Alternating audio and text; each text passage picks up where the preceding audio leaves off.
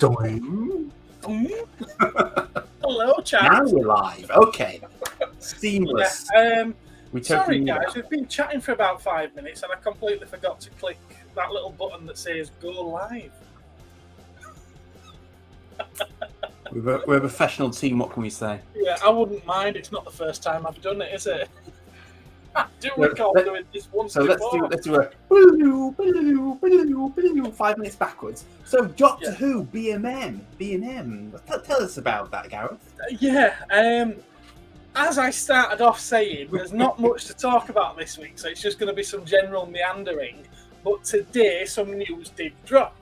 Now, I know it's not something that everybody's interested in, but let's see. Let me bring this up on the screen. The new B&M figures have been announced. Share screen with that one. Share. Are we sharing? Yeah, we're sharing. Yay! If I split that, does that? Oh, that works as well. That's even better because I can see you guys and I can see this. Yeah. Brilliant stuff. I'm learning all the time. So yeah, these they keep going up in price. They started off at around about a year ago. They were $14.99, $16.99 for a pack of figures. They went up to $19.99. They're now at $24.99, which it's getting to that point where they're no longer B&M bargains. You know, it's B&M will come and get them if you want. So what? Maybe they're learning from the people that are scalping and decided to just do it themselves. Right. But people will buy it at that price. Why are these so expensive then? Is it B&M that's just putting the price up? Well, I'm assuming that's the case, and I dare say they're going to quote usual cost increases like everybody else is quoting at the moment. But no, they're exclusive to B&M, and to be fair, both of these in this set are actually brand new figures. If you've got exclusivity, then you can charge what you want because no one else can compete against you. So you laugh at me. Yeah. And they are used to having their shelves cleared by so-called scalpers that then flip them on eBay. Yeah. I'm greedy. I always plan on getting 2 of each, one to open, one to keep boxed. But the thing is, I never open them and they just end up going into storage. But when they're there in front of me, instead of getting the 2, I normally pick up 4 or 5. and that's purely because I see what other people are getting for them. I'm like, well, what a slice of that cake. So, top floor at the shop is absolutely full of all these B&M boxes. So B&M, is that really acting more like a wholesaler, actually? Essentially, yeah. Never really thought of it that way, but yeah, definitely.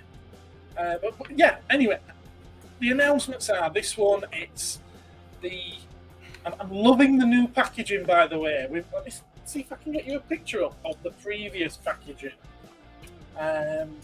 Feel free to talk amongst yourselves while I do this. I never thought of this at first. Right, okay, well, the point I'll make then is we spoke about this, was it yesterday, Gareth? About this kind of thing where a figure comes out and then, like, well, there's no other word for it, but greedy collectors come in and buy multiples of it and then just sit on them, wait till they go out of stock, and then try and sell them off to other collectors at inflated prices. Yes. Which I think is wrong. You know, it's not right, especially when these particular collector types are on groups, collecting groups that are promoting that the looking out for the collectors and they've got the collectors' best interests at heart. And it's like, well, no, you haven't. If you had your fellow collectors' interests at heart, you would buy one and then wait till all your fellow collectors got one themselves. Then you'd start buying multiples. Because what B&M could do is put a limit on the number that an individual could get at one crack. Bingo. For the first couple of weeks or something, and then that would give everyone a fair crack. They could, but by the same token, collectors could show some fucking restraint and self-control and just buy one and stop being so bloody greedy, you know. And so I say, right, okay, I only need one. I'll get one. I'll let a fellow collector. I need two. You what?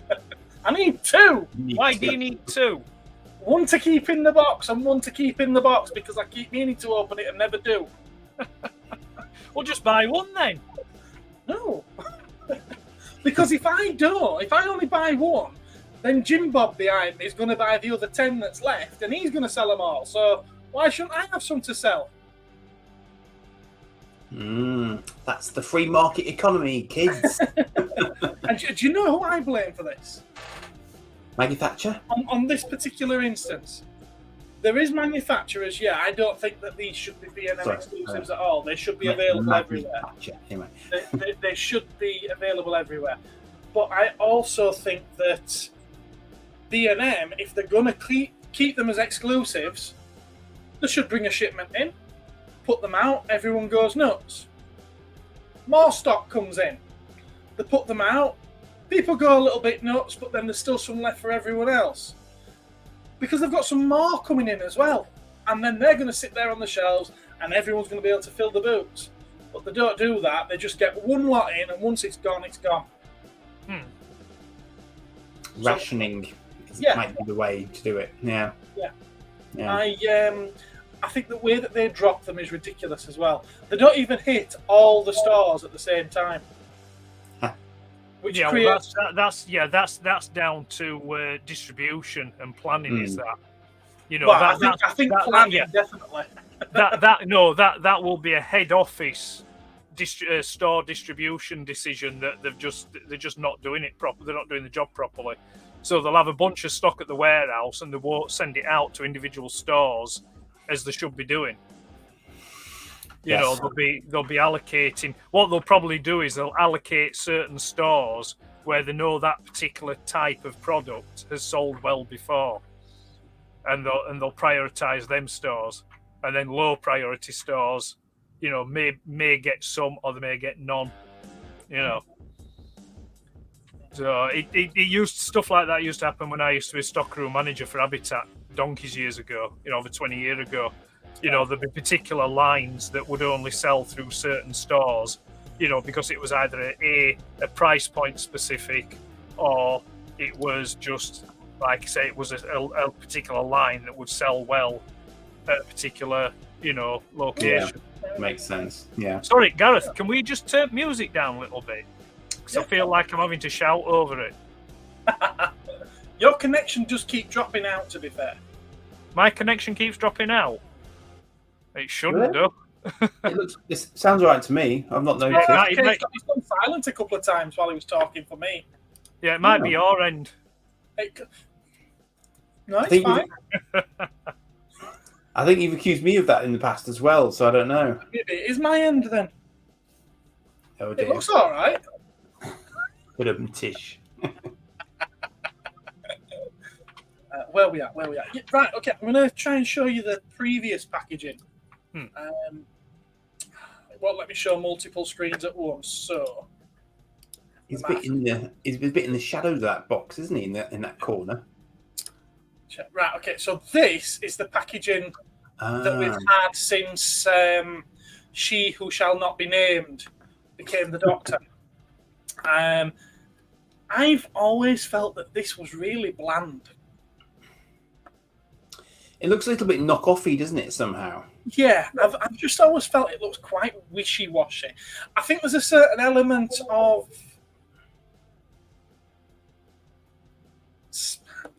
This is giving it far too much credit, but there's a certain element of it being classy. You know, it's understated. It definitely shows the product off. Yeah, it does, in fairness. I mean, it's not a bad box at all for that. In fact, arguably, that's better than the new box for that. Possibly. It definitely shows that's more plastic, though. I suspect the new one's less plastic, which might be a thing. The new ones, they've got rid of the plastic window. Which some of them had corners missing. So sort of like from there across to here, they were missing. So you couldn't stack the boxes up on top of each other. So if it's not if the new packaging's got no plastic window, are the contents exposed?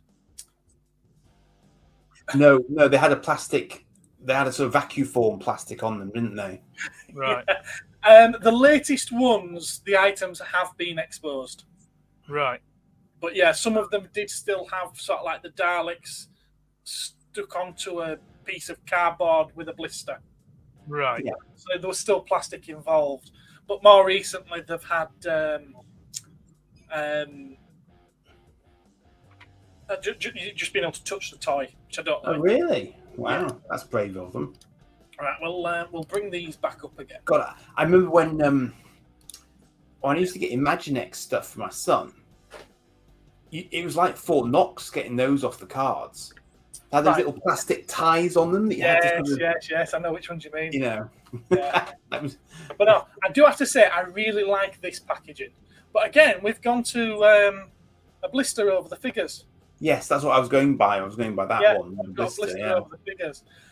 So yeah, they've announced this, which is at long last from the Five Doctors story when poor William Hartnell was he'd left us, so they had to get another actor in to play the part.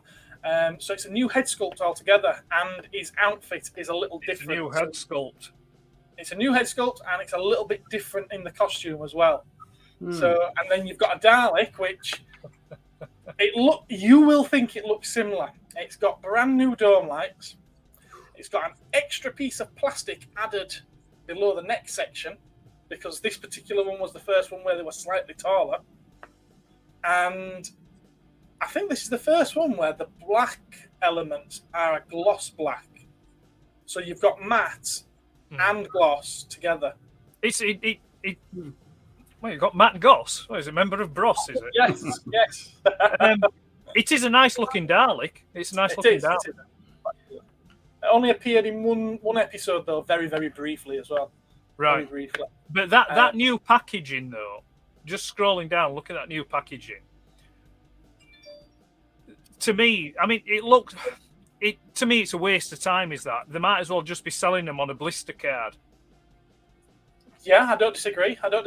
You know. I think they're trying to continue the shape and size of the packaging. As you can see, this is number 13 of the History of the Daleks set.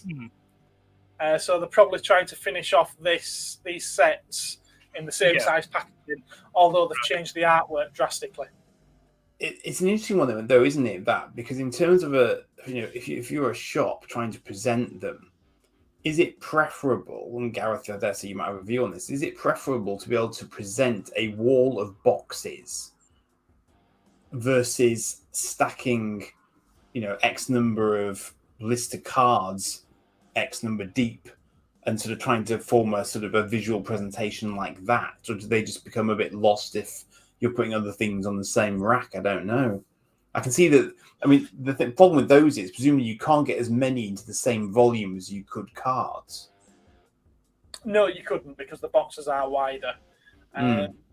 But you have got the fact that it's B&M, and it's literally a case of they want them to be straight out on the shelves as quick as possible, so they can be back on the shelves. Yeah, the staff need to be moving on to something else. Yeah, it's the stack it high, sell cheap mentality. Yeah. But then again, Andy, if you think back, like when we were young kids, majority of toys were on a blister card, and the toy shelves would just be absolutely full of toys, just rammed, and it were all like blistering. Like I can remember a local toy master, and also there used to be a toy shop. Well, it wasn't predominantly a toy shop, but it did have a toy department. There was a toy shop called JB's, and that were just a whole run, and it were just carded figures on there, like Star Wars stuff and things like that. Well, that's it. I think for action figures, that was definitely the predominant thing. But I suppose when you think about the Transformers line, as soon as you got past the mini-bots were carded, weren't they? But then as soon as you got any bigger than that, you were into boxes. You were, but I mean, in all fairness, I mean, you could. I think the Autobot cars certainly could have been carded on a blister. Mhm. Could the Autobot cars? It would have had to have been a thicker, more sturdier blister. But I think you probably could have got away. I mean, you look at G2, the G2 line. They did start it wasn't a card blister, but it was like a plastic clam blister that Yeah. they put the cars and the jets on. So it would have been possible. But like I say, I think if they had have done it, may have lost something in the presentation. Yeah. And maybe that's what, like I said, that again, this is probably something Gareth can speak more intelligently about, but maybe that's why a lot of toy companies now do boxed items rather than blister carded items, because maybe you get a better presentation for it. There's an interesting question from Facebook chat, I believe, from Pete Fisher. Yeah, I've just seen that. I'm going to go through and just point out we've had some hellos. Hello. Benjamin, we've got Connor, we've got Josh, and Benjamin says hello again. One of us had a very good point at some time here. Lobot's chapped in to say hello, and they're saying hello amongst themselves. But yes, Peter Fisher has come up with a great question here. I'm assuming then that you're US based for you to be asking a question like this. So with the figures, I see the word store exclusive. Does that mean that if you are a fan from any other place than Great Britain, not only will shipping be expensive, true, but scalper rates will be at a premium, most likely. But you've got to remember, if you're buying them from wherever it is you're going to be buying from outside the UK, those scalpers will have probably paid scalper prices because they won't have been able to get them from B&M themselves. I get the British institution thing, but why is Character Options willing to let so much revenue go when there are other countries interested? Or may I be wrong, and that store exclusive could also mean some sort of online availability that would at least eliminate a scalper price? I'm going to take that off just because we can't see Andy, but if I need to put it back up again, we will do. No, it's a damn good question there. And the British institution thing, yeah, this is one that the Doctor Who classic line, admittedly, is a little bit precious to me. And we did go through a phase in the UK where the sales of classic figures from Character weren't huge. And so they stopped releasing them in the UK, but they did continue to release them in the States. And Forbidden Planet, as I mentioned earlier, they imported them in order to have them over here, and they were an extremely high price considering how much they had been prior to that. And it always bugged me so much that the UK, which you've said it yourself in that question, Doctor Who's a British institution, and these things were not available in the country that it originated from, and that was always a massive bugbear to me. And I hated the fact that we couldn't get them over here. It's like, America, you've got your G.I. Joe, you've got your Transformers, you've got all your other exclusives that are difficult and more expensive to get over here. Can't we have our own bloody Doctor Who? Yeah, well, that's the thing. I mean, the UK and certain parts of Europe have been historically stuffed and screwed with regard to certain toy lines for decades. Market. I mean, you go back to the 80s, and there were specific, G.I. Joe figures that weren't available here. There were certainly specific Transformers that weren't available here. Just things like, Swoop, Devastator, Omega Supreme. Omega Supreme, Shockwave, the Reflector, so key characters that just weren't available because they weren't brought to this region, so it's, I think in the history of toys, I think probably, I mean, there probably are other countries that's had it worse than us, but I think, if you talk about the US versus UK thing, I think we've been royally screwed over the years with availability of toys and distribution as well. I mean, at the end of the day, it all comes down to intellectual property rights, because if they need to be manufactured locally, then each manufacturer in each location has got to get a license to reproduce the Doctor Who trademark, the designs for the Daleks, all of that good stuff has to be repeated in each geographical location. So each manufacturer is going to have to make a decision as to whether or not they can turn a profit on the basis of the cost of the license in the first place, and can they do a deal.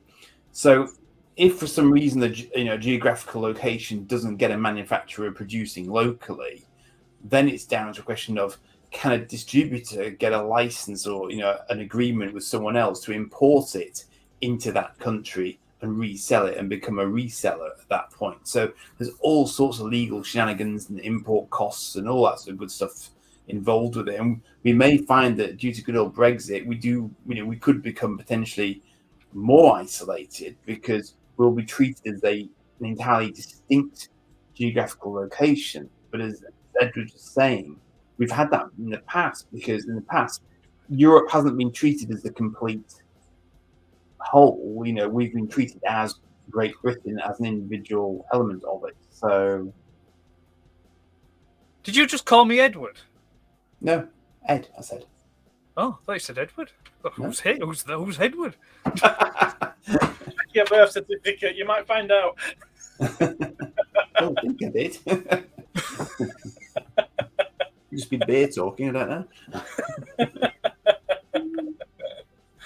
know. But as it's as this one, going back to what Pete said,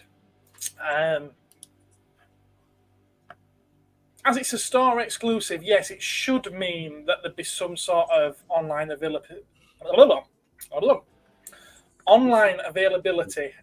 potentially at a later date. But B&M have been putting these out now for a considerable amount of years, and as yet, none of them have appeared anywhere else at all. So they've not been online then as well? Or... No, they haven't been online, no. They really mean store exclusive then. They mean physical store exclusive. Yes. That's quite clever, no. Apologies. Some of them have appeared on the B&M website. Okay. Yeah. But none have been offered outside of the UK. Yeah. So as I was going to say, because then it just depends what the shipping is like from the website, because maybe they're not allowed to do that, because again they're trying to fence off the various geographical locales, so they're not actually allowed to sell them outside the territory. That's often the way, I suppose. They'll have limitations on what they can and can't do in order to get the stock in, basically, in the first place. So yeah, interesting. So anyway, I think this one's been up on the screen for long enough now. I'm going to throw up the next one, which it's another little bugbear for me. This one. These look fantastic, but it bugs me that this is History of the Daleks set 14. There's another story in between this one and the one we've just shown you, and they haven't made any figures for that. You would have expected that to be 14 and this one to be 15. So little tiny gripe there. But again, they've added these little spaces underneath. They've got new lights or new paint jobs on the lights and new eye stalks as well. Oh. They're a pretty set of these. They're a very, very pretty set. They look like they could be Christmas decorations. Well, a little bit big. A little bit big for that. A little bit big. A little bit big, yeah. It's disappeared. I'm here, don't worry. Oh, we can hear you tinkering. Disembodied Ed. Well, I was just getting something because I just remembered something I'd said last time, the other fortnight when we were on. So I was just pulling something out. out. Show us something. Cool. Right, yeah. Those are the Sylvester McCoy ones, aren't they? No. No? Are they not? No. These are the Colin Baker ones. Are they? The Sylvester McCoy ones are the same colour scheme, but there is a slight difference. And they'll probably be announcing them in another month or so, because they'll be in the next drop after this one. So what did they have extra nodules on or something, or an extra? Right, this section with the slats, be very different on the Sylvester McCoy ones, because these ones are still like the traditional ones where you have some wire mesh and then slats screwed or nailed on the top of them, whereas the Sylvester McCoy ones, it's a fiberglass mold all the way around. Right. So, quick question: when they were making the different series of classic Doctor Who, did no one think, right, we better make the Daleks look like they did previously, because we're just making loads of different Daleks and it's costing us loads of money to keep making them different. Why don't we just make them all the bloody same? Well, essentially, they were all the same. But by the time we got to this particular story, the props were so badly beaten up that they just couldn't keep using them. Right. And for the next story, they needed to make more. And that happened a few times throughout the show's history, that they had to keep either making the top halves or adding the hemispheres on the bottom of them, or changing appendages or something. They always needed tweaking in some way. And by the time you got to the Sylvester McCoy one, rather than making everything out of scratch, they just made something that they could put in a mould and make a few of. And they're a lot lighter. And if you watch the episode, you can see that they actually wobble quite a bit because they're so much lighter, and the wheels that they're on had a lot more air in them, so they were a little bit more bouncy. Yeah. Would you like to? By complete coincidence, literally, would you like to see a modern fan-made Dalek? Because I saw this over the weekend. All right, go on then. I don't know if this will show it very well, but see that? All right, okay. So that's actually got a sort of four-wheel electric. I tell you what, in the bottom send that to me. I will ping it to you, sir. Send it over to me, and I'll try and bring it up on the screen if I can figure out how.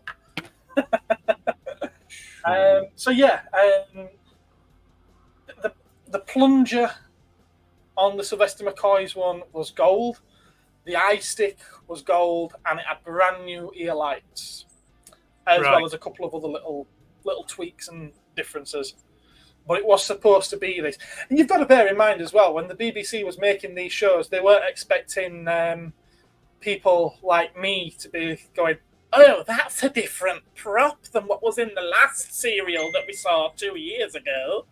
Yeah, there's always been people like that about. There have always been people like that about, but I'm fairly sure that they expected that we were still laughing at things like this. That is enterprising. Is that Baracafalatalata or whatever they call him? No, it's not. No, it's not. Yes, I know. Before I get Doctor Who fans screaming at their monitors at me. Save. Done. That one. Save. Oh, that's a shoddy one. It's a shawaddy waddy. Yeah, shawaddy waddy one. The greatest spotted shawaddy waddy from Beetlejuice 5. Yeah. That's those ones. That's all of the Dalek sets. But there's also coming up this set where we get Colin Baker in his beaten entirely different costume. And this is supposed to be the costume that he wore, or as close to it as they could do, in the live stage play. Oh, okay. And I actually like that they're going that deep into it. People have made customs of this figure in the past. They must be very, very patient to be able to paint those lines on by hand. But yeah. And if anyone's watching that's more interested in this, by all means, click on this guy's video. He's the guy who's designed and sculpted and whatever else most of these figures, and made the decisions on what it is they're doing. He works at character, and every time they do a drop, he always does a video explaining why they made decisions that they have and whatever. Because this TARDIS isn't exactly perfect, but he explains why. And yeah, well, that's honest. If nothing yeah, else, always makes for a good video. is that the spaceship that came down in that one that's to his right? Yes, it is, and that particular image is very, very teasing. Oh right, yeah, I was going to say very, very teasing. Then, the next history of the Dalek sets, if this one's Revelation of the Daleks with Miss Resurrection for some bizarre reason, which was the Peter Davison story, but the next one after Revelation would be Remembrance, which is what all of those come from. And you just know there's going to be a clamoring of people. It's like, are we going to be getting a modular spaceship that we can click together? So it was my first thought. Yeah. It really was my first thought. Right, I got these pictures up on my computer yet. I have. Right, okay then. Presents. Slides? Is that how you do it? From my computer. Upload file. Oh, I think I'm learning. Invalid file type. Really? Really? There is... Oh, could I do it that way? I never thought of doing it this way, but I could do it this way. Don't necessarily... If you can do a browser window, you could just load them into a browser, couldn't you? I don't know how to do that, but I can. I've opened up your message on another window. I can present that.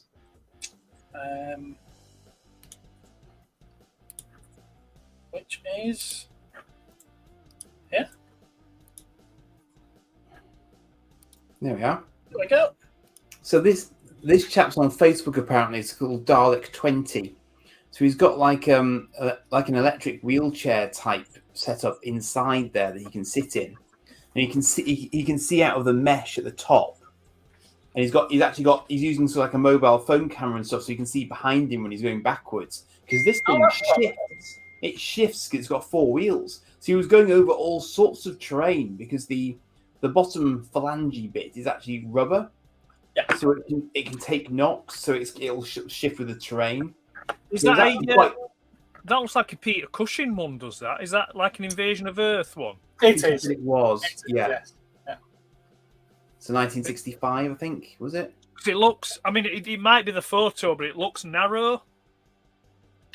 Yeah, that's what I mean when I said it looks shoddy. It's... I think he's had to do the best he could with the base that he had to use, basically. So that's why he Fair enough. that approach. There's the other ones in the background there. Can you see?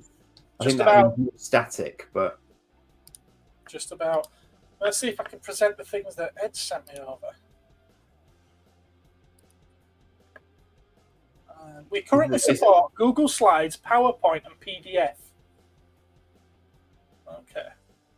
So it's expecting proper slides, isn't it? It's expecting slideshow format then. Yeah, probably. But this was at Cromford Mills, by the way, if you're wondering.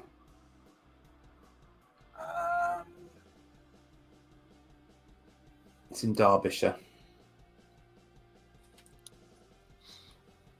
Yeah, it won't let me upload them. It's a shame. It's funny that you should send me these pictures because these are actually made by... Well, the first one you sent, Ed, is by the guy who built mine. Yeah. Yeah. Did you know that? I did, yeah. I'm trying to think how I could possibly get this up on screen then. Just download the photos onto your desktop. Yeah, but it won't let me add them. Well, it won't let me present them anyway. Is there any other way that I can do it? Extra camera video file. Yeah. Branding. Oh. Sorry, I'm ignoring comments, aren't I? I do apologise, guys.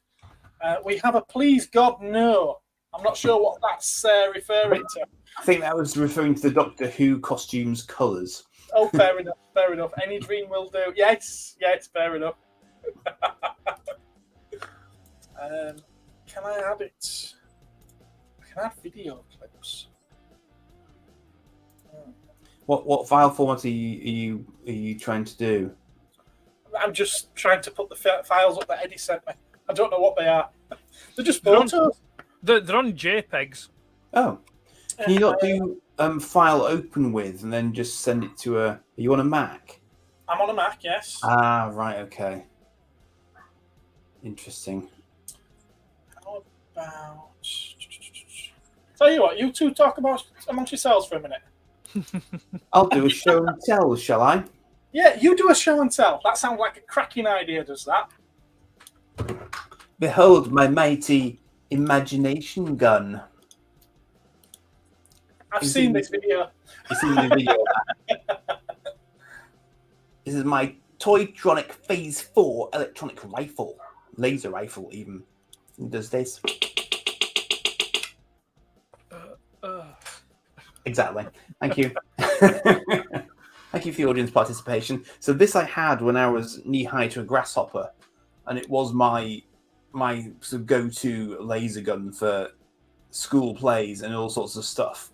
And it's taken me a solid sort of couple of months of very, very persistent eBay searching to eventually come up with one for sale. I'd seen one sold on Etsy, but actually finding it in real life again was a so-and-so. Slightly yellowed, but otherwise in very, very good nick. And it's just I'm sure it's nothing special whatsoever. It's just one of those things that I remember very, very clearly from my childhood. So, it was one of my sort of things to find that popped into my head one day. And you just use this dial on the side to adjust what level of sort of megadeth you want to deliver, basically. And how much you want to irritate your parents rapidly. So, yeah. That was quite a nice find, because it was a case of persistence paying off on that occasion. So, I might have done something wrong here. I can keep stalling if you like. Well, no, what I've done is I've just put the images into my video editor and just turned it into a video. And Okay. then I can upload that. You see, So- if you ticked the boxes that allowed us, we could actually just show them ourselves. What boxes? It's on the stream settings. Before you go on the stream, the settings where the people that are on there can actually show and like screen share and stuff.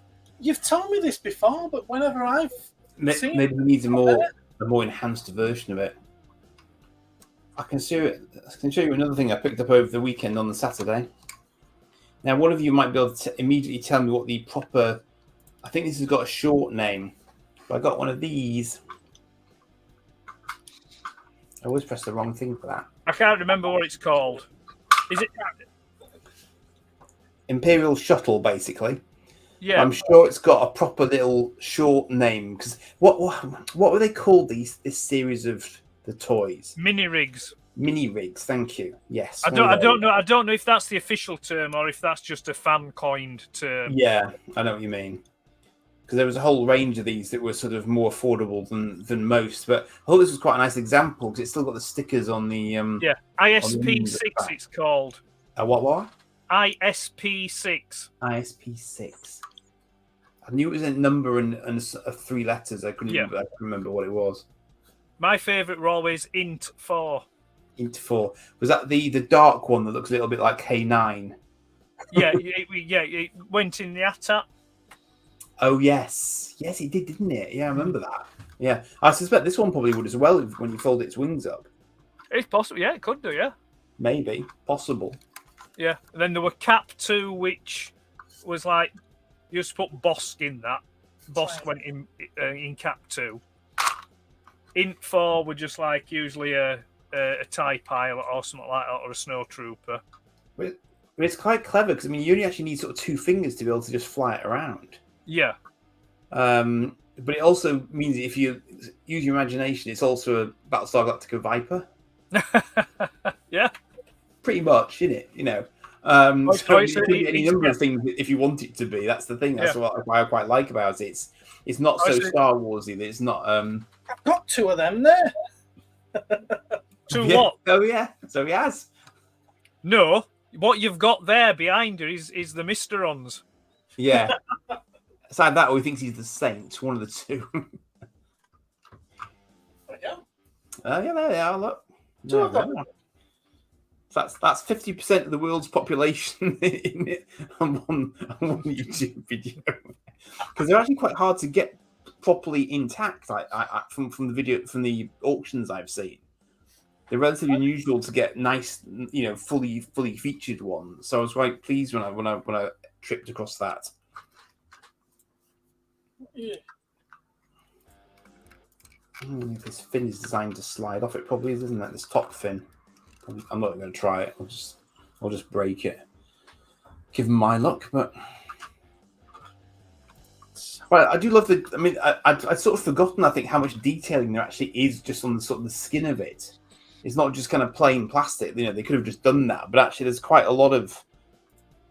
I mean, I'd hesitate to call it greebling, but there is at least a little bit of effort gone into the the detail, the surface detail on it. I can put these pictures up now as a little mini video. Cool. Right. Oh, hang on, can I? It's got good stickers as well. Yeah. Also cockpit stickers and stuff. So fair dues to them. Oh, Kenna. Have I got too many videos on here?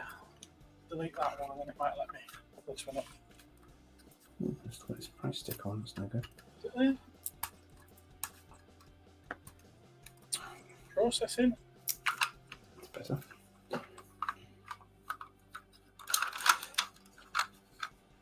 Come on. It takes longer than what it says, but no.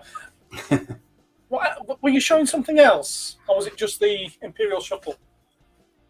I was showing my gun, but you said you'd already seen that. Oh, you've got. Yes, I watched the video of that. Yes. And basically, I can just repeat the video, contents of the video that I did earlier on today. I'll show you this then. This came today. You do something, Ed. I got that. Bumblebee. That arrived today, Very cool. which is MP45 Masterpiece Bumblebee knockoff. This is not an official Hasbro. Sorry, Takara. It's a KO version. Is it a KO of a masterpiece or a masterpiece? Yeah. No, it's a knockoff of a Masterpiece figure. Right, Good lord, is that a thing? So there is an official version of that then. There's an official version of that. Wow, The official Lord. version of that at the moment, you'd be lucky if you find one under £100. Wow, Yeah, wow. which is absolutely stupid. Yeah. So I waited for the KO to come. Well, there's been a couple of knockoffs of this, but I waited so long for him to do a good one. And like I said, this has arrived today, and it's absolutely solid. I can't find any fault with it at all. The joints are stiff and tight. It transforms well. It holds its poses. I mean, don't get me wrong. There's a lot going off there.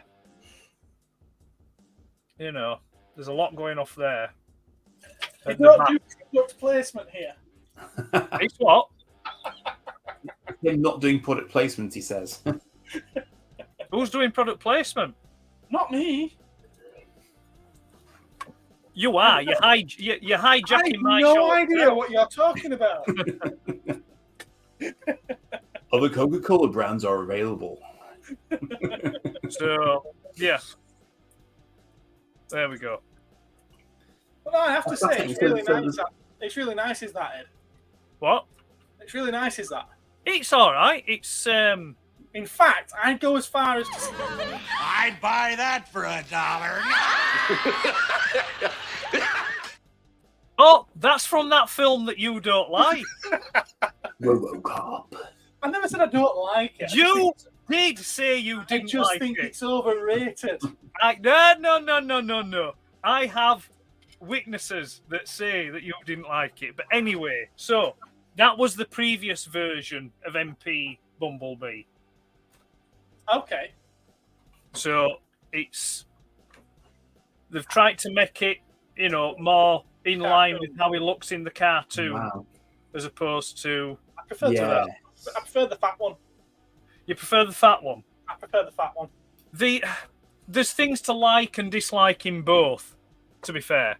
I prefer the more svelte approach of that, Fair enough. but that has a better vehicle mode. Right. Ah, that's You yeah. see I was that? gonna say. So like that one is it's more like a real world Volkswagen Beetle when it's transformed. It's like it's got real world proportions, whereas that what they've gone for because they've gone for the cartoon accuracy, it looks like a penny racer when it's transformed. So it's like it's quite super deformed when it's in vehicle mode. When I say super deformed, I don't mean like a superhero, like, you know. Yeah, but wasn't the original toy like that? The what? Sorry, The original toy was a bit like that. it was, yes. The original Bumblebee toy was based on like the old penny racer. That's cars. so weird. That's so weird how that's worked out then. Well, no, because I mean Yeah, the cartoon is based off the toy. Yeah, but you've got one that looks more like a toy, but the vehicle looks nothing like the toy that the vehicle would have been, and it looks more realistic. And then you've got the other one that looks more like a thing from the cartoon, but when you transform it doesn't that way. But isn't this what the modern ones now try and do, because they're that much more complex? Because they've got so many. I mean, I've tried some of the modern ones, and I just find them completely inaccessible to aging figures and aging eyesight, because there's so much to do with them. But I guess it does allow you to get closer as between vehicles and robot forms, because you can get that much more detailing and changeability into them these days. I guess I don't know. I mean, the thing with the current Masterpiece line, certainly from Takara anyway, is that they are going for the really pushing hard, the really leaning hard into like the animation aesthetic. You know, the wanting to make them look as much like they do in the cartoon as possible, which is fair enough if you like that kind of thing.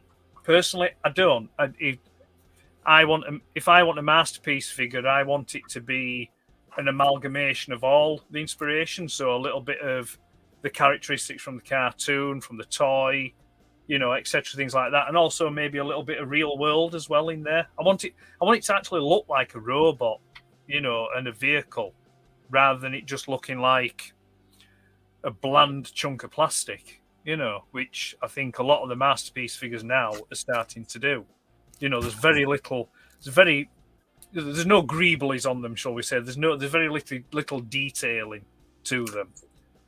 You know, that's the flip side, isn't it? Because in the cartoons, of course, they were always very smooth for ease of animation. So yeah. At least in the so 80s versions, obviously. I mean, but unfortunately, because that seems to be the way they're going with it, you know, it kind of, you know, that's the kind of route that you push down. Although that said, I did get one. Was it 2 weeks ago? I think it arrived just after we did the last episode. I'll just go get it. It's just over here. We're also well prepared tonight, aren't we? Well, you are at least, Andy. I've got something that's kind of pertinent to this conversation we've just had, but I'll wait till Ed comes back. Okay. Well, to be fair, it's because I didn't expect really to be doing a show and tell. Well, we always did show and tell. I thought that was the thing. Well, not really, no, because he's advertised this one as a, you know, make it up as we go along kind of thing. Meandering, but it does say that we might do show and tell if you want to do Sera. So yeah, this one, X-Transbots Fiovaranti, which is a Masterpiece version of one of the Omnibots called Overdrive. Right. Which was... There were 3 Omnibots that came out in I think it was either very late 84, early 85, and it was to basically bolster the initial G1 toy line, you know, to like get more product out there on the shelf. Right. But they did them as a mail away, and they were labelled as the reinforcements from Cybertron, so you could save up your robot points and send in postal order, and you get these. However, that was only in America. They were never available here in the UK. Right, I've not heard of them. Yeah, makes sense. Yeah, so I'd heard of them as a kid and seen pictures and stuff, but obviously they were never available. So this, I'm not going to transform it because, we haven't got the time. But that is Fioravanti, and that is a very nice Ferrari. Yeah. Yeah. And that is beautiful. Die-cast wheels with rubber tyres, which is always a bonus for me. I like, I like that in a masterpiece. Rubber tyres, it's got to have rubber tyres. And it's triple shader as well. I remember when Transformers themselves actually had rubber tyres. I've got a Sideswipe downstairs, I think, which is probably got decent tyres on it, I think. Yeah, the original G1 toy line, the early ones, the that were ported over from the Diaclone molds. The majority of them had rubber tyres. But then post '86, when they started designing all their own stuff, there weren't many that did. They had a few that had rubber tyres, but then again, actually, you see that kind of feeds into what Pete was saying earlier on about your markets and your territories. Over in the States, if you bought Ultra Magnus, the combined form, the face came with a painted face. It had rubber tyres and it had plastic windows in the cab section. Over here in the UK, no paint on the face, solid plastic wheels, no plastic window in the cab. So it was really sort of like cut back and basic. So there were some variations there, and then another two that came. These were for the money that you pay for these and the playability and shelf presence on them. They're amazing. These are from a company called Mod Fans, and basically what they've done is they've taken Roller, that is the vehicle that's in the back of Optimus Prime, and they've made it into a transforming character. It's nothing new. We've had comics and things like that. IDW have done it where Roller is a transformer. Transforms. But these things, there's die cast in them, there's bags of articulation, and there's a lot of shelf presence on them. This is the silver version. That's pretty. Yeah. So that's based off Convoy, as he was called in Japan. So Optimus Prime in Japan called Convoy, and he came with the silver Roller. So that's the silver version. Like I said, die cast, there's great articulation, transforms well, and it's just a fun little bot. It's just really fun. And that, believe it or not, is the same price as a Black Series figure. Yeah, £25. Yeah, £25, same as a Black Series figure. And it's just like, why wouldn't you? It's just a great thing, and it's the same size as a Black Series, 6-inch. Same size. And then the other one is the blue version. There is a third one coming out, which is the IDW Comics colours. So it's like a green, orange, and like is it a teal? I want to say teal, or maybe like a cream. But then that's the blue version. So the Roller that would be in with Optimus Prime. That looks more like an Ultra Magnus version. Yeah. There is that. Yeah. So those are them two. I must admit, I prefer the silver one. I do prefer the silver one. I mean, they're both. Aside from the color differences, they're identical. Yeah, but the silver one I think just looks a lot better. I've got these Dalek figures pictures that you sent me. If you want to have a look. Oh, have you got them? Yeah. Throw them up. Yeah. Wow. It's supposed to be the last one. Don't know why that's showing now, but that's the guy in the red there who made my Dalek. And after he made my Dalek, he made this one, which he that was made for you, was it? It was made especially for me. Yes. Wow. That's the Dalek if you order it from Wish. Yeah. Interesting. You get to see it from a different angle here. And you may be concerned that I'm putting up photos of people's children. These photos were taken several years ago now, so they're no longer children. Yeah, that would have been. Oh God, how long would that? That's got to be over 15 years ago. As that? Yeah, because well, he No. hasn't even had that Dalek now, that big storm. He hasn't had that for a good 12 years. Yeah. And he painted it a horrible shade of gold after that black, and he had it for a couple of years then. So, yeah. These kids no longer exist as kids. Painted it gold. Yeah, he was hoping to sell it to the BBC so that they would put it in. Well, not sell it, but he was hoping to rent it to the BBC. I don't know why these pictures are showing up in different orders. This is weird. And that's Sec, isn't it? Dalek Sec. It is, yes. Yeah. I've still got the big remote control one of that. Sorry, radio control, not remote. Showing me age there. We know what you meant. I think they were sold as remotes, to be honest with you. Were they sold as remote control? Yeah, I think they were sold as remote controls. Well, I always check for wires when something says it's remote control because I think they're Why? Yes. Interestingly, this big bugger, and it is big, those cannons on the side of it actually fire jets of water. And when I say jets, I mean jets to the point where they hit. He had them in his garden hitting the house across the street. Wow. Crowd control Dalek, clearly. Yeah. Super soaker. That's one hell of a range on that Dalek. So just popping back to what we were saying before about the Transformers and Sorry. sort of no versus sort of cartoon versus toy. Yeah.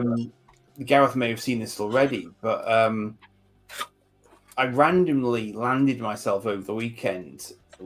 I was staying in a place I'd never stayed before, and literally less than a block away from me was a retro store. And You vile betrayer.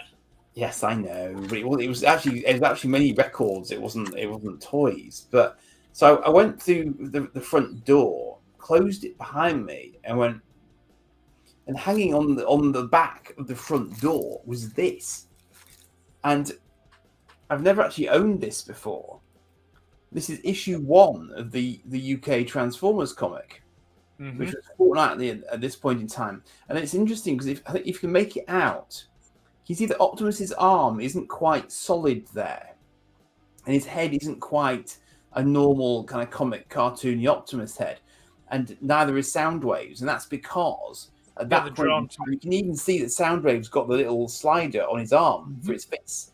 And that's because at that point in time, obviously, they hadn't quite arrived at how to display them as comic/cartoon versions. They hadn't really adapted them at that point.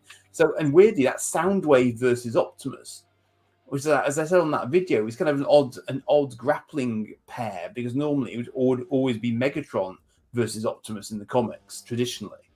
So I just thought that was really nice. I haven't even opened this up yet properly to see if the poster's still in there, for example. I've no idea if it is. Just lift it up a bit higher because your name is getting in the way of it. Is that better? Just turn it round. Let's have a look at the back. It's in a separate bag. Let me get it out. Hang on.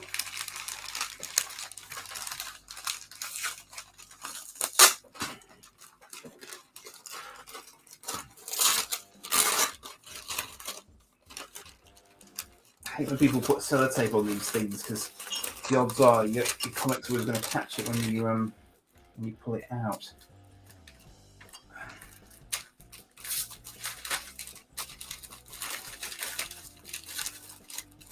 Clearly a case where I should have done a Blue Peter. There we go. You mean you don't have one that you prepared earlier? Indeed. Right. That's some sort of dog food ad. I can't really see it from my angle. Yeah. Yeah, because has it got the action transfers in as well and the poster? I'm just having. I literally haven't opened it. So, it's been written on. Boo. Oh. I mean, to be honest, I didn't pay through the nose for it, so I'm not. I mean, he did say it was as it was, Yeah, so it's a little bit wrecked. It looks like someone's cut something out of it. That's sad. Wow, which is naughty. It's because back in the day we read and played with things as they should be, not That's quite nice for our purposes. That advert. Yeah, and if you notice, the on there was still being advertised as warrior robots. Warrior robots, yes, and on the Yeah, front cover of the. That was dropped. The warrior part was dropped. Yeah. Okay. But yeah, it's not. It's basically it's a partial reprint of issue 1 from the US comic. Is the that? US, yeah, and it's got Machine Man in it as a backup strip as well, which I've always remembered Machine Man being in there. There's a robot roundup in the back. Yeah, robot roundup. Yeah. First appeared, I believe, in the 2001 A Space Odyssey comics as well. Did Machine Man? And that was sort of the general kind of offers page, but looks like the poster's long since vanished from this rather battered issue. But there you go. Yeah, is that the Designer Decepticon?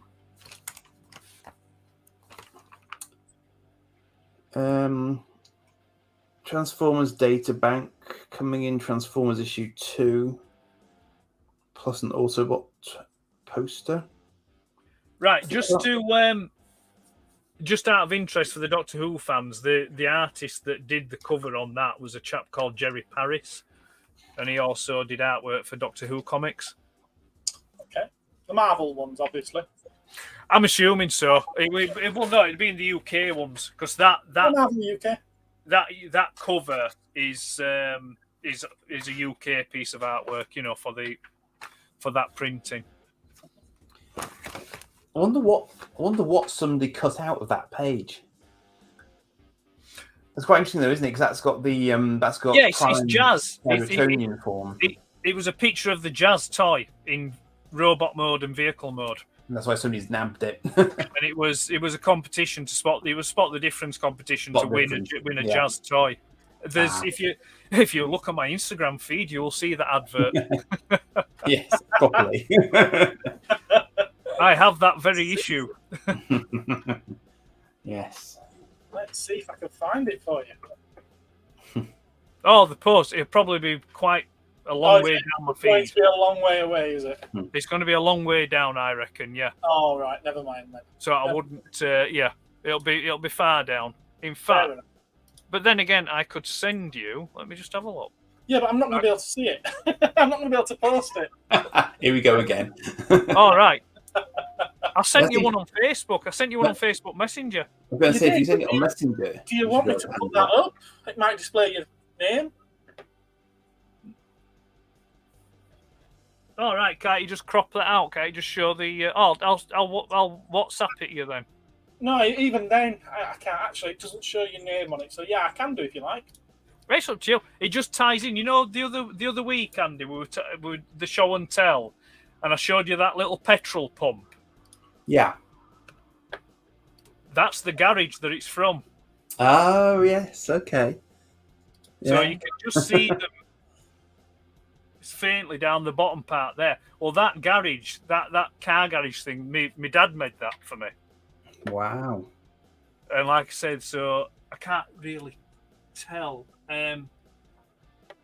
what vehicles. I think one of the vehicles on there is one of the Micronaut, that one that's near me hand. Oh, really? I think, yeah, that one there, Gareth, with the blue top and that, the white and blue. I think that's the Micronaut Proton Sled or something like that, I think they called it. I'm not right sure. It is a bit blurry. Let me see if I can see on the actual... but yeah, that's probably 1970 at some point. So how did you get Micronaut then? Were they generally on sale here at one point? Yeah, Dennis Fisher.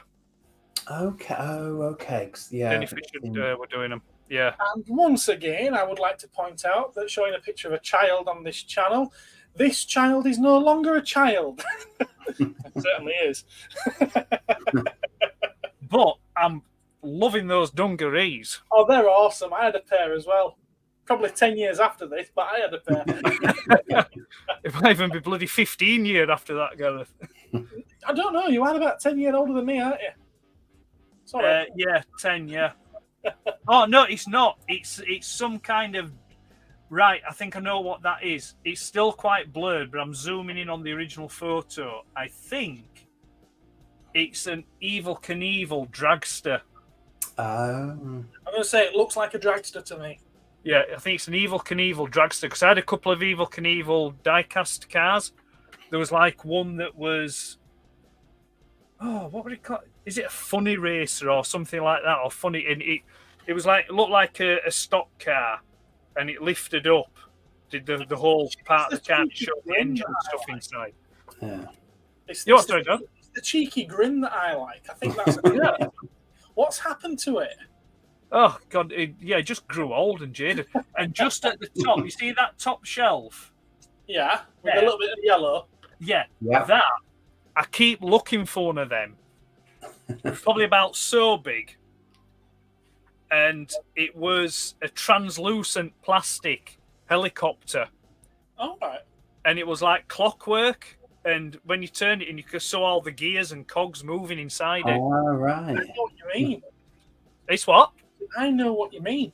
So the front part of the cockpit was yellow with like black windows, but the back section of it was like a translucent orange. Right.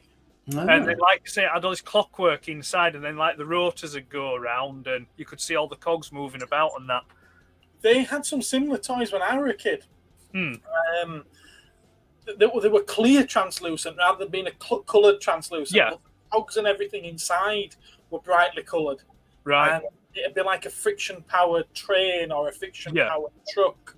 And as you push it forward and keep going, you could see the cogs and everything going round. Yeah. Well, I think I'm sure that had like blue cogs and white cogs, red cogs, and like that. But similar thing then, yeah.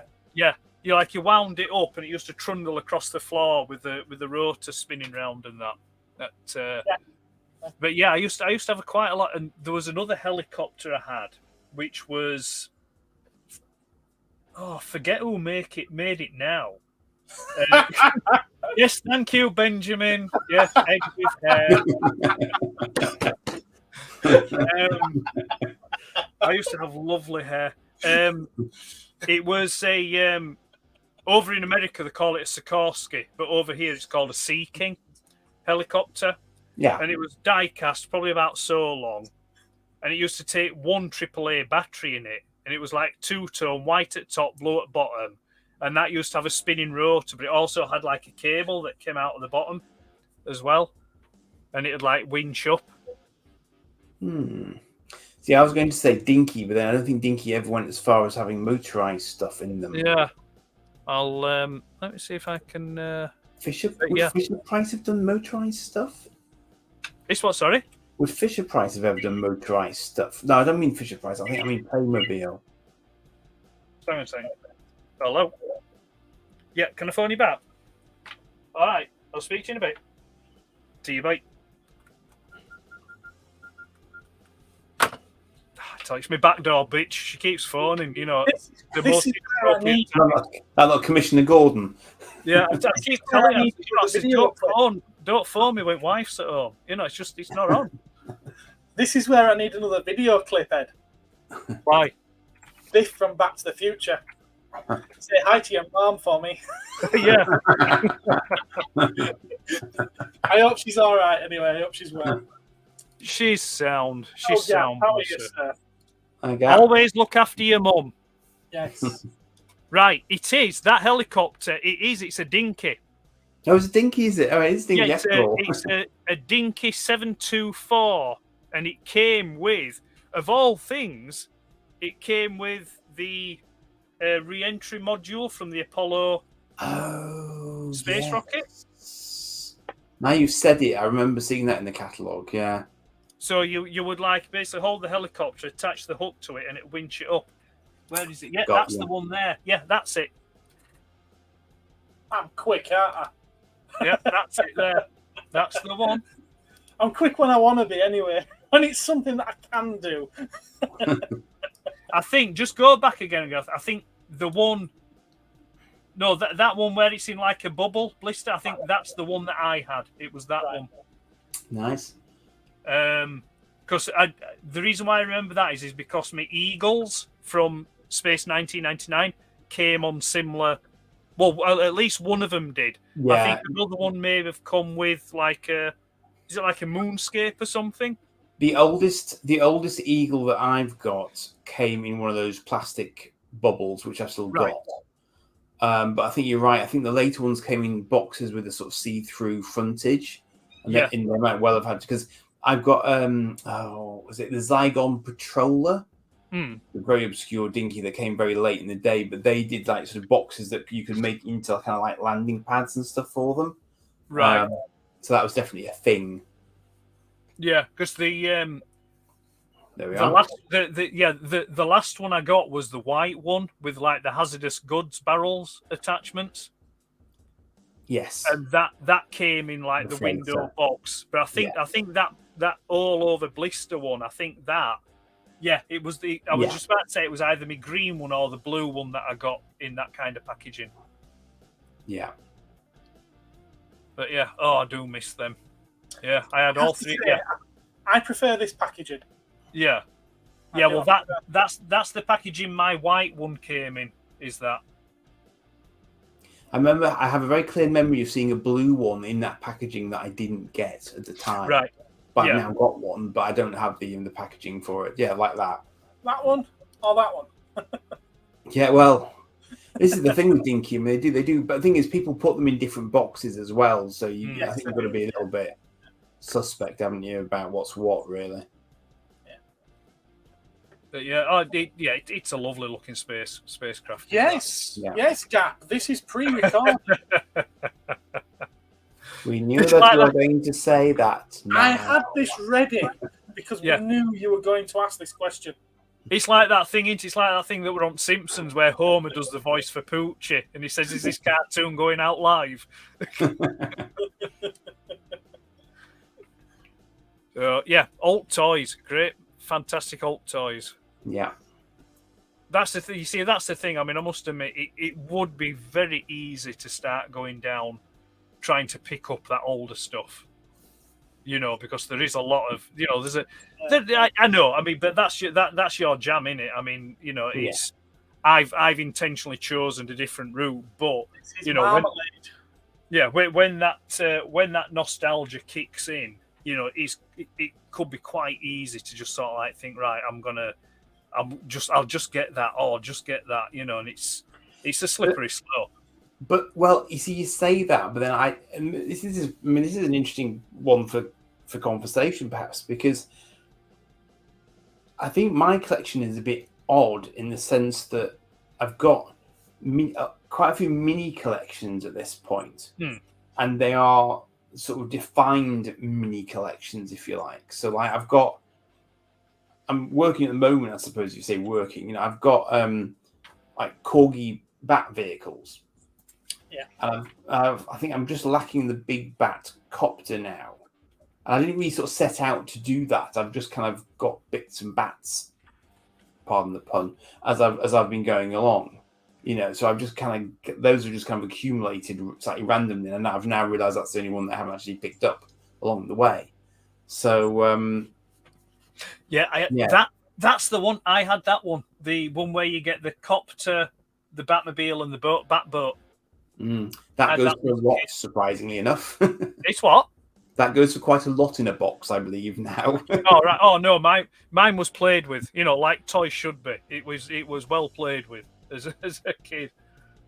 That bat boat used to be in the bath with me. Oh yeah, mine was as well, absolutely. And the smaller one.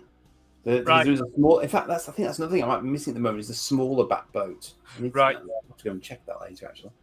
But I also had that the bat bike with the plastic Batman that sat on it. I've got that without a Batman. Right. But Right. it was such a nice example of it. I couldn't not get it, and it was relatively reasonable.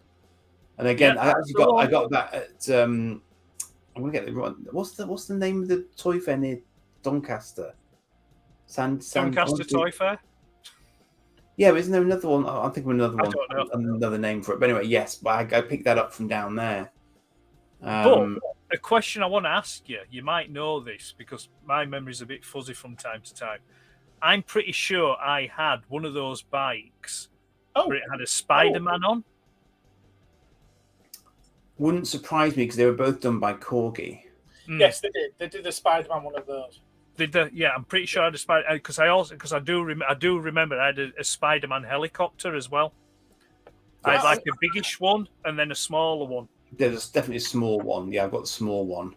I'm just quite loving this at the moment. From a Google search of Corgi Batman, we're getting cosmic toys.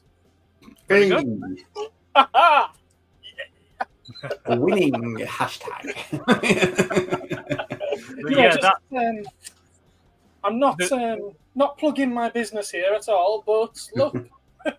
But yeah, that Batmobile that I had, I can remember when I lost the Robin out of it, and I was gutted, absolutely gutted. So easy to do, though. You know, my mum was saying, "Oh, it'll turn up," but it never did. I can remember for days afterwards, I went to the spot where I thought I'd lost it, and I was like pulling the carpet up, and I was like looking through stuff, and it just lost its eye. That's the little bat boat. Yeah, I'll have to have a hunt for that. That's your little bat boat. Yeah. It's a long time since I did have that. Back in my market days, long before I had the shop. Yeah. Didn't have the trailer though. Although, am I right in saying that the trailer is actually the same as what was used for several other sets? It's possible. Could be. It's possible. I've got the trailer for the big one, but not anything else. And I know that if you look at it there, it's got like a gold trailer, and I'm sure that they use that with other sets. Quite possible. See, I always quite like the Red Wheels one as well. That's nice.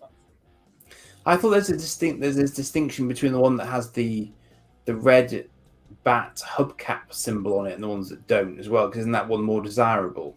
I think the red bats were an earlier one. Yeah, that on the right hand bottom there. Yeah. Where? That one? Yeah. Yeah. That's right. Oh, look, there's my Robin. He's finally turned up. Yeah, he's finally turned up. There's 3 of them there in that picture. Yeah. That's just greedy, that. But yeah, they're the more standardised ones. I think the missile got stuck in the tubes of my original one from back in the day. Well, I was just about to say, as a kid, what I used to do is, because I lost all the missiles, but I used to get toothpicks and snap toothpicks and put them in and fire them out. Well, I know people are always gone about using matches. Right. Yeah, I Makes used to use sense. toothpicks. Yeah. But I like the other detail I like about that Batmobile is the molded Batman on the underside. Yeah. Because that's like a classic '60s comic Batman, which is, and that's really cool. I love that. I love someone that had the thought process to actually think we're going to put a bat figure effectively on the underside of the Batmobile. I mean, completely pointless from a toy point of view, but it's a nice artistic touch. Yeah. So so many of those knocking around. My God, can you imagine how many of those they made? What, the dinky cars? Well, the Corgi Batmobiles. Sorry, the Corgis. Millions. Yeah. Oh yeah. Well, I mean that kind of ties back into what we were saying earlier on about the, the prices of figures and sort of like people buying up and stuff like that. It's like, when people say, "Oh, this is a rare figure," it's not rare. It's just that what's rare about it is it's rare for them to come up for sale. There'll be millions or maybe the condition is rare for its age. That sort of or a particular condition, but the actual thing itself, it's like you say. I mean, an example I was speaking to Gareth about yesterday was the G.I. Joe classified line, and He's lying. We do not talk outside of these streets. It's just a cardboard cutout I've got, and I just talked to that. The classified Cobra infantry, yeah. Now, when that came out, I think it was before the price hike, so I think they were £21.99. Where now they're going for like £30-35. But then you've got the Cobra Island Trooper, which I think was 25, but that's now going for 60 plus. And it's like, it's just absolutely, it's ridiculous, and I think it's idiotic that a person would pay that for just that figure, especially when you consider, right? There's this. This is one that actually came the other day. This is a Cobra officer, and it's essentially the same figure as the Cobra Island Trooper. It's just that there's a bit of a paint variance. There's the cuff thing on the shoulder's black on this, but the Cobra Trooper is red. Oh, and he has like a neckerchief and a different gun, but it's essentially the same figure, yeah? So the Cobra Trooper one is 60 plus, yeah? At the moment, you can pick this up for £12. Yeah? And there's tons of telling all my customers that. from other retailers are available. But I'm just highlighting that price to show you the difference that Pow's out of stock. So it's like it's just ridiculous that the difference in price for something that's essentially the same. Yeah. Mm. Although, like you say, there's a certain section of the collecting world that like to be pedantic and sort of like facetious and say, "Oh, well, no, it's not really the same because it's got this." It's like, "Oh, fuck off." It's like, It is different. I mean, look, it shows you them there. He's got blue and grey on his harness, whereas his is all black. They're very different, Ed. Yes, of course, they're very different. And he's got darker toned skin on the tiny little bit of eyes, face that you can see. Yes. What he's got. Oh, it's massively different. Yes, massively different. It's as different as night and day. Yeah. But so like I say, the infantry, so the trooper is like 60 plus, the infantry is about 30 plus. It's just like, but have they done that through scarcity as well, though? They released more infantry than troopers and so on. I think the Cobra Island Trooper was a special, but I think that there's plenty of that. It won't be a case of they've only made 1,000 of them. There'll be hundreds of thousands of them, perhaps millions of them, And same with the Trooper, there'll be millions of those as well. It's just that, like I say, it's not that they're scarce. It's just that the availability is scarce because there'll be collectors, sitting on probably 10 or 12 of the buggers, So I say, I want multiples. I want my army building. I've got to have this. And it's like, get bent, That's it. I don't have a problem with army building. Just like I've said previously, just let people wet the beak first. Let everyone have a chance of getting one, and then build your army afterwards. Look after your fellow collectors that you claim to say that you do on your groups. Said if these toy manufacturers, we go back to what we were saying earlier, if these toy manufacturers put up pre-orders and actually followed the information that those pre-orders show, then they wouldn't have such a problem. But instead, they put them into production, they decide how many they're going to put up, then they put the pre-orders out to all the different distributors and companies, and the pre-orders come in, and it's like, oh, bugger, we're not going to have enough. We'll have to allocate. Well, what's the point in taking pre-orders if you are not going to make enough to cover the pre-orders? Oh yeah, there's blame that can be apportioned on both sides. It's like with Hasbro Pulse recently, the Cobra Eel. I think that was 3 per customer, but for a fact that there'll be certain collectors that will have 2, 3, maybe 4 different accounts with Pulse, and they'll buy 3 on each account. You can go off people, Gap. I thought we were friends. The other interesting thing is how long is it on average, do you think, between a pre-order period and the stock actually hitting the shelves or going to people? What's the sort of gap, do you think?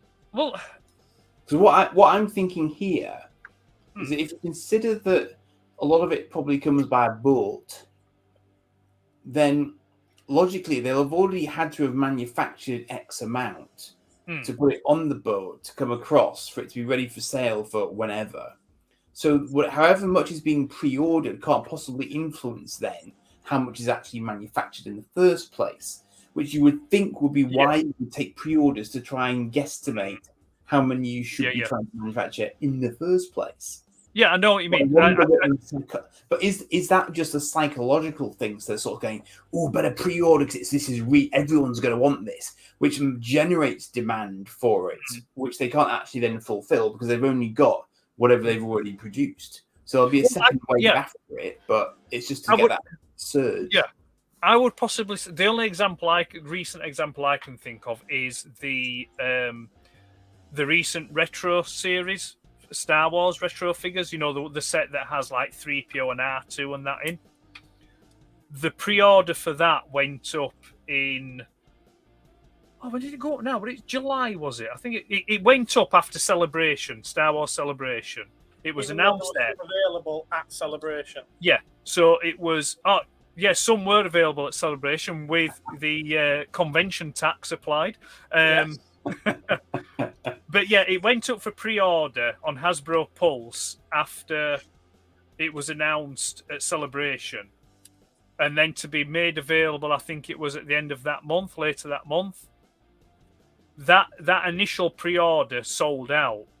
Then I think it was maybe a few weeks after that. Then it went out of stock, but then went on pre-order again. And then they came back in stock, they sold out, and I think now they're back in stock again, I think. So I think it was maybe they had the initial batch delivered, they went, then there was a secondary batch. But yeah, I think you do have a point there. There's a third-party Transformers company called Fans Toys, and they're doing a masterpiece version of Scourge from Transformers the movie. Oh, they've sold out now. Right. And what they've done is with that particular figure, it's the setting the manufacturer amount by how many have been pre-ordered.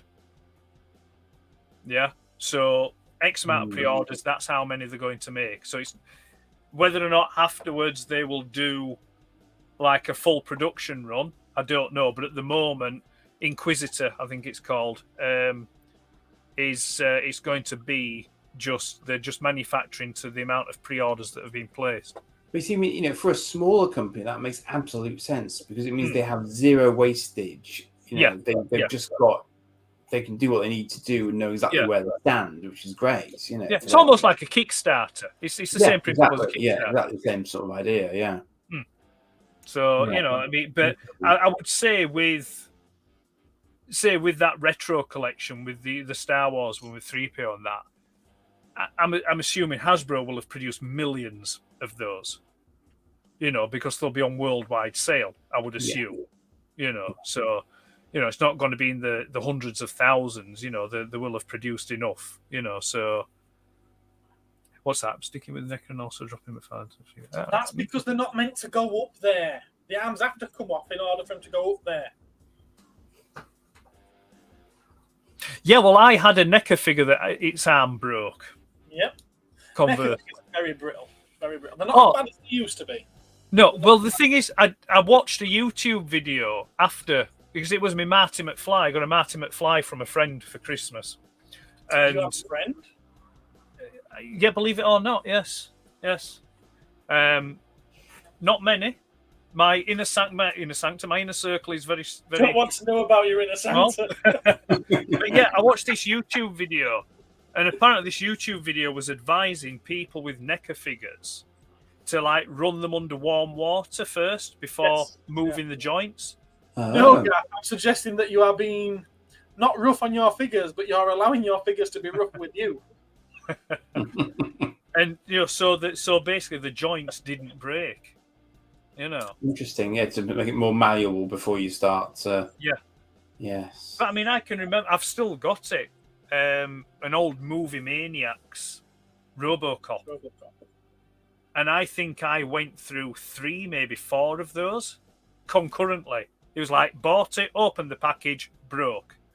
Took it back, got another one. Opened the package, broke.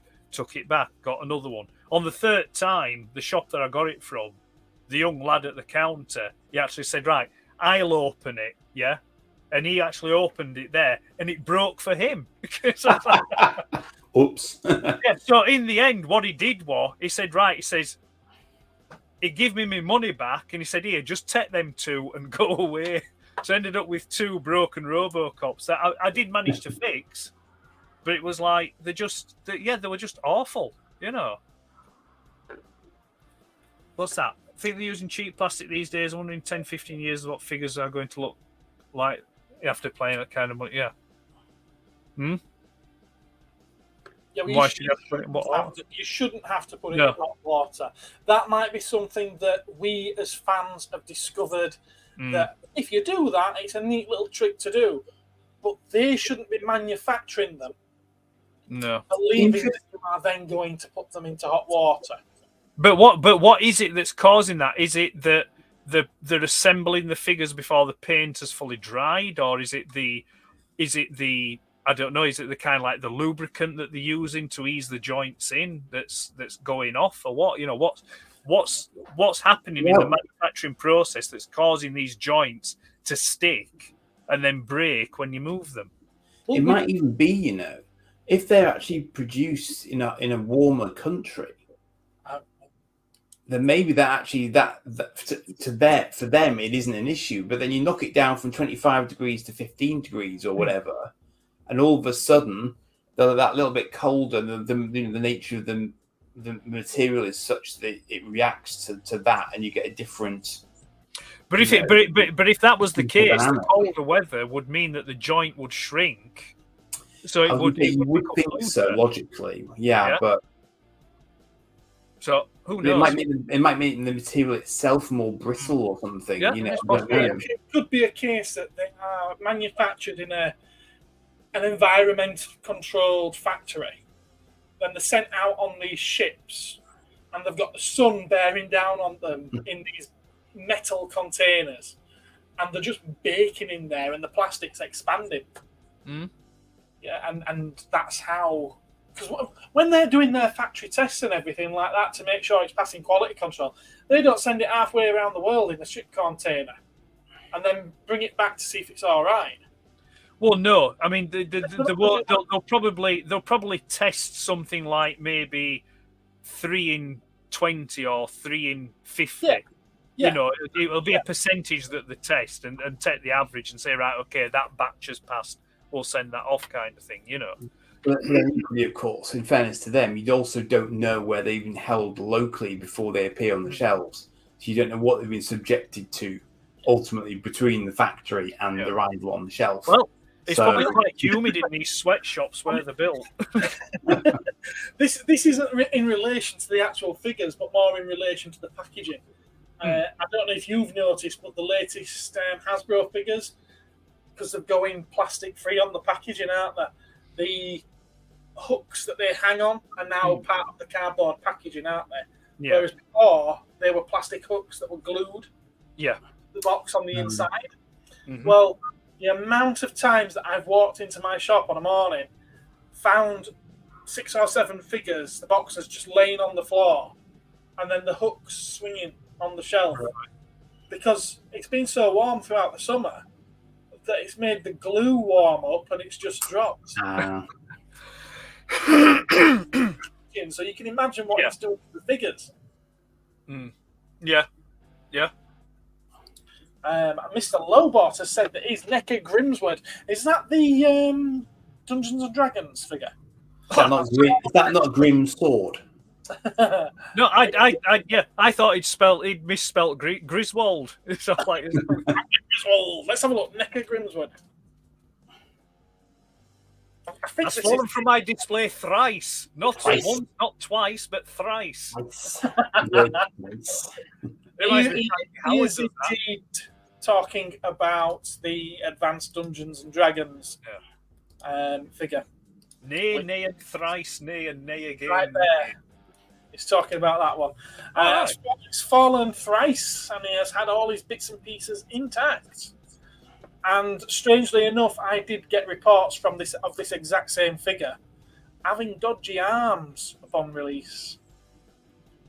But fortunately, the ones that I've sold in the shop, I've had customers saying that they've been fine when they've checked them. McFarlane figures to Gap. The paint apps look awful and the faces look scary. Well, Batman's not supposed to look very friendly. He's not your friendly neighbourhood Batman. No, I don't know. No, I find with the McFarlane figures, they're not up there with detail on the paint, and it's more a case of painting block colours. Yeah, it's more a case of right, it's got yellow arms and legs, and it's got a white shell. We're done.